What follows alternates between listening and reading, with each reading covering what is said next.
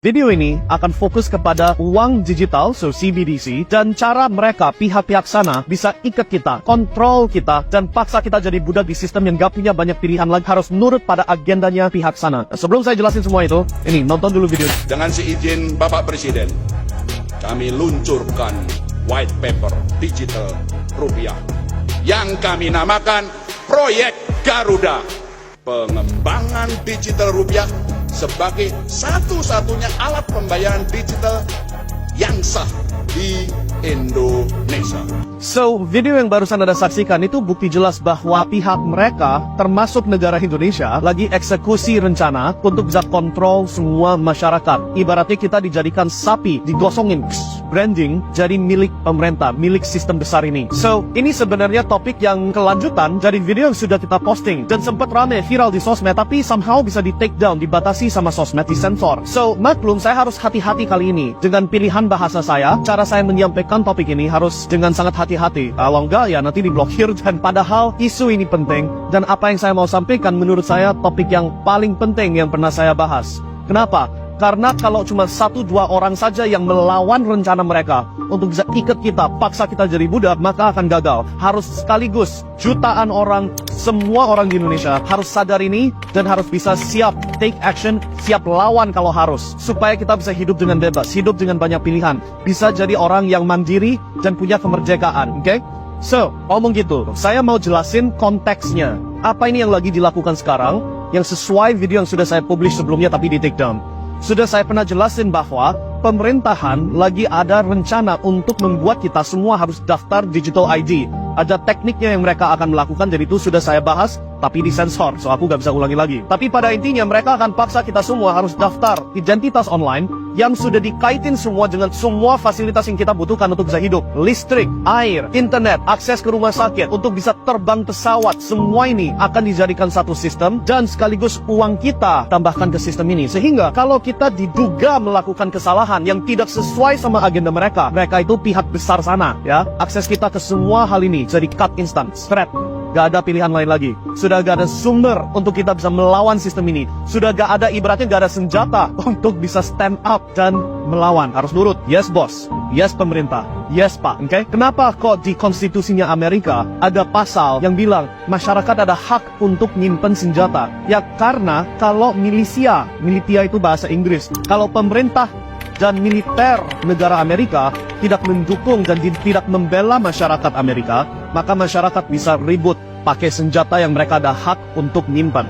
Nah itu konstitusinya Amerika. Indonesia sedikit beda. Di Indonesia gak segitu gampang pegang senjata, ya kan? So, jalur kita untuk melawan, kita harus pelajari dulu. Kalau sudah tahu jalurnya mereka untuk kontrol kita adalah tiket kita dengan digital ID yang disambungin semua, apa ini solusi kita buat bisa melawan? Nah untuk ini kita harus lihat ke contoh-contoh luar sana. Yang pertama saya contohin negara Australia. Ini harusnya negara bebas loh. Negara yang punya banyak pilihan, semua masyarakat terkenal kaya, negaranya indah, bla bla bla, right? Coba putar dulu videonya. A top UK bank closed his accounts because they didn't like his political views.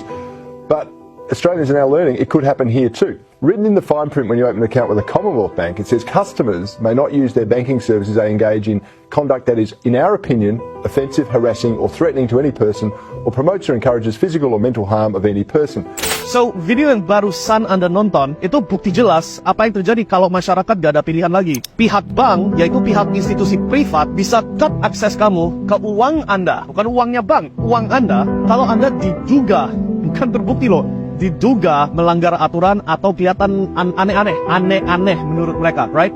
Kejadian ini bukan khusus ke Australia juga. Di Kanada di tahun, kalau nggak salah di 2022 atau 2021, Kanada membatasi akses masyarakat ke uangnya mereka gara-gara ada yang protes. Protes gak mau dipaksa harus suntik. Nah mereka pada protes dan tanpa keputusan pengadilan, tanpa jalur hukum, tanpa keputusan DPRD, tiba-tiba uang protestor ini di-cut. Dan karena gak ada uang, mati protesnya, gak bisa dilanjutkan, right? So ini contoh buruk kalau kita gak melawan, kalau kita gak ada jalur untuk bisa stand up dan bilang no, kita gak mau kooperatif dengan sistem digital ID, digital dollar atau digital rupiah ini. So solusinya apa? Kalau kita lihat ada maybe 2 atau 3 solusi yang bisa kita bahas. Yang pertama, saya mau putar dulu video dari orang senator yang lagi mau jalan jadi presiden Amerika. Coba diputar. Well, if I am the president on day one, we will nix central bank digital currency. Done, dead, not happening in this country. In the state of Florida. So, contoh itu adalah jalur hukum, itu opsi 1. So, si calon presiden ini, dia sudah bilang, kalau saya sempat jadi presidennya Amerika, saya akan pastikan CBDC, atau digital currency Amerika ini yang didukungin sama central bank, gak akan bisa jadi sah. Dan jalur yang mereka sekarang ini pakai adalah, mereka sudah hukumkan di state of Florida, atau provinsi Florida lah ya, mereka sudah hukumkan bahwa mata uang yang sah harus dolar yang biasa, gak bisa dolar digital yang di backing sama central bank ini, oke? Ini beda dari Bitcoin dan kripto lainnya, ini kita omong central bank digital currency. So, dengan mereka melakukan itu, dipaksakan sekarang kalau central bank mau memaksa secara sepihak, semua masyarakat harus pakai dolar digital yang bisa diprogram, yang bisa ditekuk kayak gitu, mereka harus pakai jalur hukum, dan kalau pakai jalur hukum, mereka pasti akan kalah. So, itu senjata pertama. Pakai partai, pakai politik untuk hukumkan uang yang berlaku hanya satu bentuk, yaitu rupiah yang biasa, bukan rupiah yang dapat diprogram, yang digital, yang disambungin ke satu sistem semua ini. Opsi 2 apa? Ribut. Oke, so kalau kita omong negara Niger itu di Afrika, apa yang barusan terjadi adalah ada perubahan, ada protes, rebellion, dan pemerintahannya sempat diganti sama masyarakat. Kenapa begitu? Karena Niger adalah sumber uranium terbesar untuk Eropa, untuk bisa memberikan energi di sektor nuklir, oke? Nah, dulu negara Prancis ambil uranium dari Niger dengan harga berapa? Coba tebak, 80 sen per kilo. 80 sen per kilo. Sedangkan harga pasarnya uranium berapa? 200 euro per kilo. So, ibaratnya uraniumnya dicuri, diambil tanpa ada kompensasi. Nah, masyarakat ribut, masyarakat protes, rebellion, berhasil ambil ahli negaranya sendiri. Sehingga sekarang Niger siap jual kembali uraniumnya, tetap lanjutkan, tapi dengan harga pasar yang berlaku sekarang, yaitu 200 euro per kilogram. Nah, benefitnya larinya ke masyarakat Niger. Kejadian yang mirip juga sudah terjadi di negara Belanda. So, sempat 2023 ini atau 2022, aku lupa, pemerintahnya Belanda, Netherlands, mereka mau sitah, ambil paksa semua lahan pertanian dari masyarakat dengan alasan yang konyol. Nah, dengan keputusan itu yang jelas-jelas gak adil buat penduduknya Belanda ini, si para pihak petani, mereka semua ribut dan membuat partai baru untuk jadi leadership yang baru, dan mereka yang menang. Sehingga sekarang negara Belanda sekarang ada partai pertanian yang jalanin negara itu, dan karena sudah berhasil, gak jadi semua lahan pertanian disikat sama pemerintah. So, jalur kedua ini yang mana kita bisa ribut, gak harus ribut yang sampai pakai violence ya, tapi setidaknya ribut dalam arti kita ambil ahli dari keputusan negara sendiri, itu satu opsi yang bisa dipertimbangkan juga, supaya gak bisa dipaksa jadi budak. Lalu opsi ketiga adalah harus asumsi bahwa kita akan dipaksa jadi budak, semuanya gak berhasil, maka kita harus bela diri sendirinya.